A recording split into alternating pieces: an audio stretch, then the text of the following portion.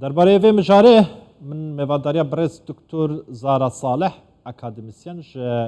برمنگهام یا بریتانیا کریه کو لبریتانیا وکما گود دیگر ما دابیتن دکتر ایوار باش تو بخیراتی جبو کردستان 24 دست پیکت خوازم نرین آتاور بگیرم لسر بریوچونا اف جوینا چار آلیا وان چار ولاتان و کنگی دروز به بریا حل بجارتن ترکیه افتشتا و رو بدتن سلاف بوتا سرتا وحموتا ماشبانا بيقومان يعني هولدان روسيا يعني سبيكي دخوازي يعني لازال في الهفكن يعني في كومبوني بكي جبر يك جي روسيا بخوا يك بلانجري يعني استراتيجية جو كاربي نزيك بونا كي بري نيفي هيفا قولاني بري هالبجارتين تركيا نبرا روسيا أردوغان يا أسد دبكي بيقومان يعني بخندنا أسد بو موسكو هفديتنا وي بوتين را أو يك جوان غافن جو روسيا خست هالوستا شامي هنا كي نرم بكي جبر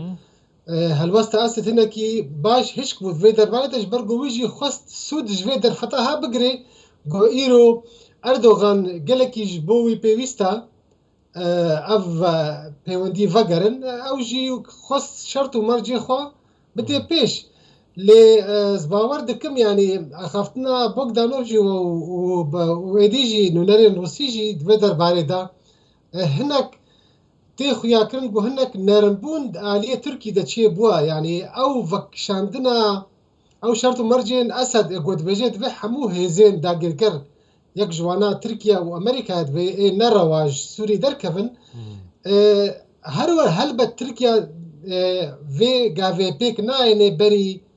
بجبري هالبجارتنا تجي حتى بري بشتي ويجي الجبر او بي بروجيكا بي فاجويكا وقت دخوي لي اخافتن هيا جو او شيويا فكشاندنج يان هيزي يان داقر كرين ترك خاكا سوري بكبي شيوية جديدة يعني الهفكرنا كانوتشي بسربرستيا روسيا وروسيا يعني حتى جي وري ويجو بكاربي هفديتنك تشي بالسراسي وزارة درفا يا بحر شار ولاتا باشا دكتور دبشي بايرا بله باشا پرسك هيا دبيجن بوچي اردوغان دخوازي بريا هالبجارتنان پيواندين خود دقل بشار اسد آساي بكي يعني ويش قازانش بكتن تديت او هالبجارتنين نيفي قولاني او يك دكا غزين خورت هنا ايجو ركبريا تركي دخوازي بي اردوغان بيشكين يك جوانا فقرا بيونديا بشاميرا او يعني اوبوزيسيونا تركي بي امي يكسر بيونديا خو فقرين باسدرا ياد الدوا دوسيا بنابران يعني بنابرين سوريا قول تركينا او فقرا وفقراندنا وابهردو يعني خالين هري جرينجن جو ايرو اردوغان تخوازي واناج دستي اوبوزيسيوني درخي جبر اگر اردوغان فيتش تي بيك نوينيز باور ناكم وي كاربي سركفتنا بكيد ويدر باريدا او اوبوزيسيون بيد يعني اف صدمة لزاوية يا جبيات دواجي روسيا فيتش تخوازي دا جو روسيا جبر جو روسيا تخوازي جو اردوغان بسر بكفيد واهل بجارتنا دا سركفتنا ويد كفيبن خدمات أجندين روسيا دا قويرو دبن في شاركة ناف دولتي دا سزاهنا أو شري روسيا وأوكرانيا باش باندورة نريني ليكريا لوما أردوغان فيلا زيد كي يعني خاص إنما إذا قويرو كرجي وكا هدف قوت أمي بشتفانيا كليجدار وغلو بكند في درباري دا يعني أو كغازين تركا قال لك يجبولو جي نرمبونا هالوستا تركي وهنا كي ديار بدفا دمين نزيك دا لو دكتور اگه دقت دابتن داخوانیت اردوغان دا بریا نهادا همو حزاوی هیویاوی او بکو نافچه که آرام دروز بکتن ده نافبرا باکور کردستان و روشاوای کردستان سوریه و ترکیه دا و نهاجی بشک زورا خاکا روشاوای کردستان ده دست هزین ترکی دانه او گروپن و درجی سپورتاوان ترکیه دیکتن یعنی حسانه اردوغان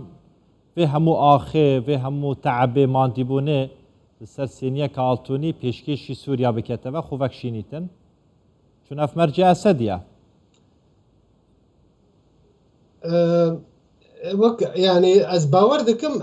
ئەف پێوەجوو وەختێکی باش ژێردوێ ینی ئەگەرن ها هەفتیتن چێبووژی نێزیک لە مۆسکۆ و پەیەژی سەر ئاستێ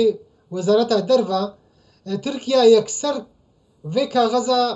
kaxeza yanî kaxeza ku îro ew deverên dagirkirî dibin destê wê de li Sûriyê de yekser ji destê xwe naavêjê. Hin ez bawer dikim hin gavên biçûk wê bên avêtin da got ew yanî ew armanca wa pêk werê berî nîvê gulan ji bo hilbijartina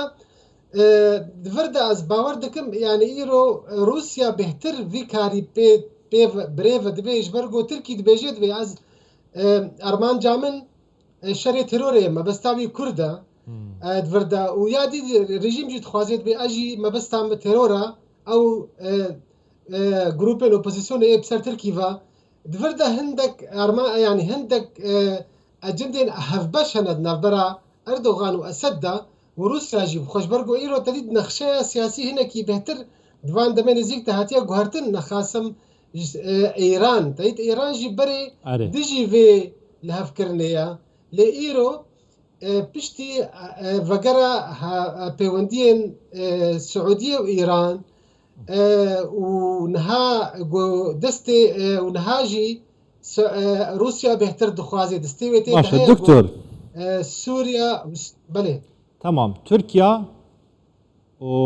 Rusya û İran hevdû girtiye dixwazin bi hev re digel Beşar Esed tifaqekî durust bikin lê hêza mezin li Rojavayê Kurdistaniyan li Sûriyeyê ku Emerîkaya dijî vê yekê dibêje em bi tu awayê yanî peywendên xwe digel Beşar Esed asayî nakin û rê nadeyn û hîç welatekê din jî peywendên xwe digel Beşar Esed asayî bikin. Kewata pirs ev ye eger sibê rojê da peywendî asayî bûn Tirkiya ji Efrînê ji serê Kaniyê xwe vekşand ji axa Kurdistanê Rojavayê Kurdistanê vekşand. Yani Emerîka wê rê bidetin ku Beşar Esed hêza xwe bibetin li vî cihî bi cih biketin yan jî hêzên Kurdî li Rojavayê Kurdistanê dest bi ser van cihan da digirin. Di heman dem da çarenivîsê Kurdan di navbera du zilhêzan da du mezintirîn hêzên cîhanê ku Rûsya Emerîkaya li Rojavayê Kurdistanê Sûriyeyê wê çi bîtin? تدید یعنی ایرو وکه هفبندیه گوبره هفبندیه استانا بو لدوی هفبندیه ده ایران نگل کی راضی بو جوه یعنی پیوندیه ترکی و هلهفکرنه ترکی و روسیا درباره سوریا ده لتدید ایران پشتی وگره یعنی پیوندیان ها بسعودیه را برازی بونا روسیا جبر روسیا پیوستیاوی به هوالبند ناروجلات نافین ده تایبت لسوريا جبوي او شريبه باوكرانيا را ودجي ناتو امريكا تايبت لو ما وكاريبو ايرو ايران بين اليه خوا تديت بدفادم فروجين بهوري دا نزيك قالك يعني هشكرا ميليشيات بسر ايران فا بارجين امريكي بمباران کرن و دستنیشاجی کرن سر را گاندنه و امریکا جی ولو برسفا وادا دفرد ایرو یعنی الهف بندیان یا استانه یا نو یا چارگوشی روسیا دخوازی گو فشاری لسر امریکا بکی دوی دفرده دفرد از باور دکم اگر وقت زمان گو اول هف کرنه که دکتور دست خوش بس کرتی اگه برسوام دی دکتور اگر کرتی برسوام دی دکتور پشتوانیا دکتور پشتوانیا امریکا لروجاوای کردستان جبو کردان حتی سر دبه یا نه بکرتی نه وی بمنی امریکا تکست که جوه دوری در ناکوی هزی خواه خورترد که سروکی ارکانی امریکا چوز سردانا روجاوا کر افجیج برگو چارچوه که فشاريا يعني كوكيا نبرا روسيا وامريكا ده دوي امريكا الودي هبونا خو خرد بكي ديجي روسيا دست خوش دكتور زارا صالح اكاديميسيان بريطانيا تقال ما ويقال لك سواس